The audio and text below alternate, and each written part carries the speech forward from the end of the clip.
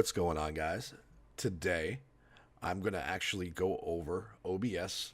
I've had a lot of people ask me how I'm doing it, and it's been a while since I've recorded something. People have asked me how I set up my presentation when I do my live streams. A lot of people like the way that I run it, and it's comfortable for me, but I want to show people how it's done. What we're really focused on right now are the scenes and the sources that go in those scenes, okay? So I'm going to very quickly go through the scenes and the sources that I used for my latest live stream that I did this afternoon for Fallout 4. So I'm just going to go through this real quickly and show you how everything works. This is the thumbnail that I will end up using when it's done being processed. Once this timer runs out, and I'll show you how to set up the timer at the end, I click this real quick.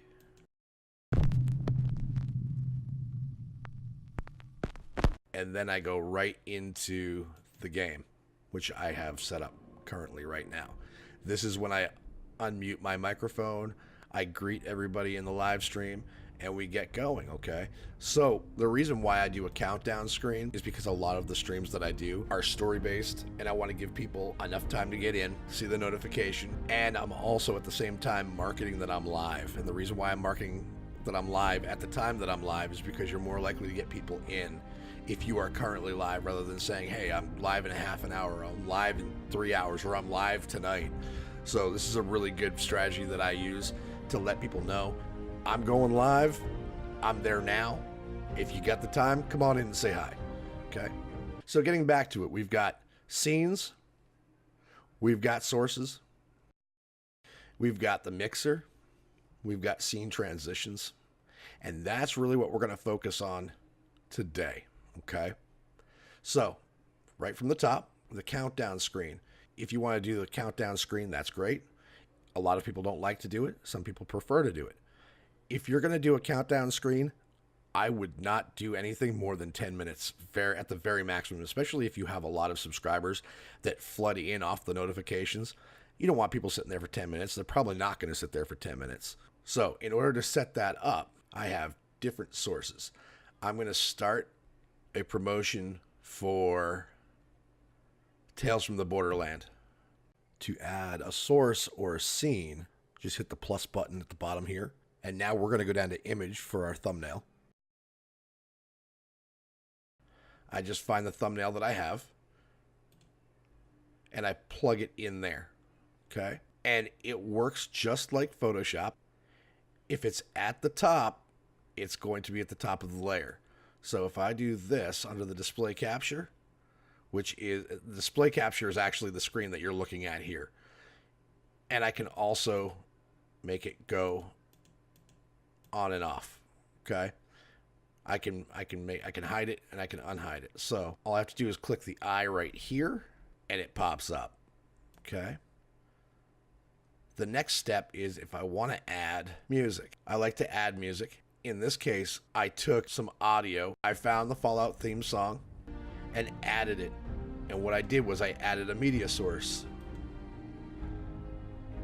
So I'll give you an example of a media source.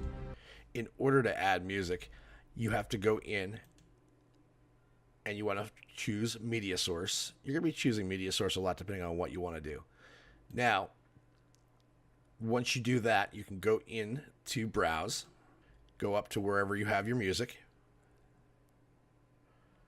and hit OK. You can tell here under Media Source 3 that it's playing, and you can adjust your volumes. Look how loud that is, okay? And if it's flashing red like that, it's just way too loud. I like to bring this down to about negative 15 decibels, okay? And that's right here now. You can see the icon here because I got it from Audio Hero from my tube buddy. You want to hide that obviously behind your displays so it doesn't show up on your screen. But you'll notice that you can't hear it. Now, the people that are watching your stream can hear it. But if you really want to be able to hear it, you go to Edit, Advanced Audio Properties, Media Source 3. As you can tell, this is Media Source 3 right here. It matches up. You change this from monitor off to monitor and output. And then you can hear it. This is what your audience is hearing from the very beginning, and it'll start over if you hide it and then unhide it again. So the next step is also scene transitions, okay? And you can choose from either a cut or a fade. If you're cutting, it's just going to go from one to this one. It's going to go from one screen to another screen. If you fade it, you can change the milliseconds around. So let's do 800 milliseconds, which is 0.8 seconds, right? Now, when I go to my Fallout game, you'll see a nice soft transition. It's a crossfade, looks pretty nice. I prefer to make it a little bit quicker, and the reason being is because when I go into my intro screen, I want people to see all of the graphic. And I really don't care about crossfading and everything like that when it comes to going from the countdown screen to the gameplay. You can add as many scenes as you need. You just do that by naming it computer display. And then you can choose your monitor. I've got 2 monitors, so it'll allow me to choose either one. We're going to stick with display 0 in this case, which is what we're looking at here. Now, if you want to, in this case, add the gameplay, you want to make sure, especially if you're using like an Elgato or a Razer capture card, you want to go to video capture device. You can name it whatever you want. In this case, I named it gameplay on mine. That's what this is video capture. You want to make the source available. Hit OK. Now it's going to bring you into this screen, okay? And it'll automatically say match output FPS. So it'll automatically scale down if it needs to. So if you are playing a 30 frames per second game, it'll automatically detect that and move it to 30 frames per second, so you're not getting any artifacts or anything to slow down the performance of your stream. Go to the device and look it up. Elgato capture card right here. And you can see here that it's going to pull the source. It takes a few seconds. And once it finds the game, click and drag it to full screen. And it just snaps right in place. See how it kind of just, it detects and snaps in place, okay? Which is great. So the next thing we want to look at, if you want to add a countdown timer, you want to go to Text GDI Plus. Click on that. Now, if you were using something like Snaz, and I'll show you Snaz in a minute,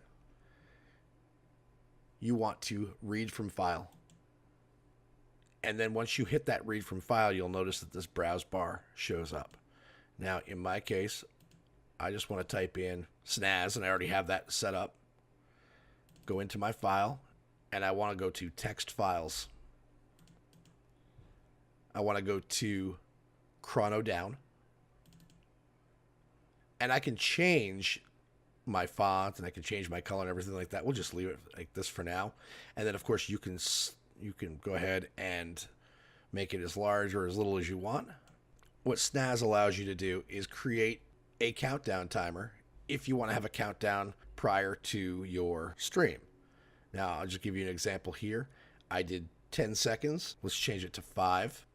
And you'll see that you can change the message once the countdown is over. And once I hit start, you'll notice that it's counting down over here. And then the message comes up after it counts down. You want to go to the second tab to chrono down, and then you can change the time there. If you have any more questions on how to set up scenes or sources for OBS, please leave your questions in the comments below, or feel free to reach out to me on my Facebook page, Twitter, or feel free to DM me here on YouTube. That's when I would go to my next scene, my intro, and then after that, that's when I would go to my game and start playing. That's when I'd unmute my mic and start greeting people. It's a really, really cool process. It looks difficult, but it's actually very, very easy to do. I will also leave a link in the description in order to get Snaz. I hope that this helped.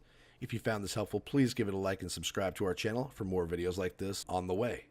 Thanks for watching, and as always, thank you for being a gamer. See you next time.